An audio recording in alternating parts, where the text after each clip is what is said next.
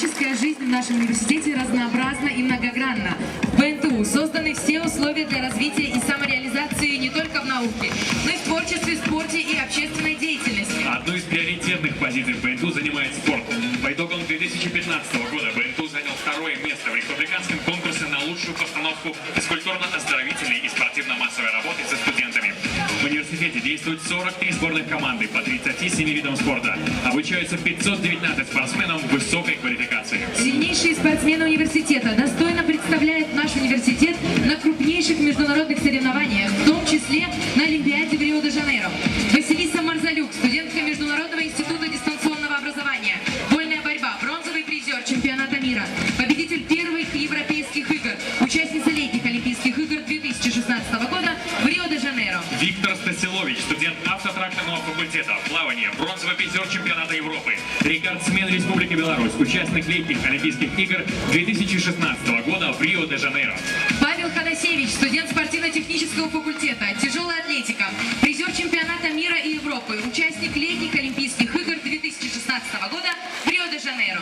Значительным событием в 2017 году станет традиционный 14-й международный студенческий легкоатлетический пробег Минск-Ижевск-Минск, посвященный победе советского народа в Великой Отечественной войне, в котором примут участие студенты нашего университета и ряда российских учреждений высшего образования. Встречать участников пробега будут в городе знаменитого оружейника Калашникова. Также свое свободное от учебы время вы можете с пользой провести в творческих коллективах культурно-просветительного и историко-образовательного центра БНТУ.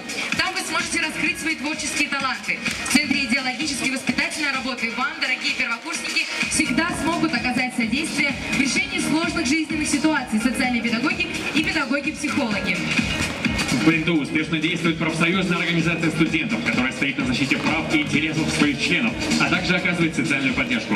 Самая многочисленная в республике правительственная организация «Общественное объединение» Белорусский республиканский союз молодежи. Активно занимается трудоустройством студентов в летний период в строительные, волонтерские и сервисные отряды. Созданы добровольные дружины, обеспечивающие охрану общественного порядка. Инициативные, ответственные ребята могут проявить себя в составе органов студенческого самоуправления, студенческий совет университета, совет старост и художественный совет.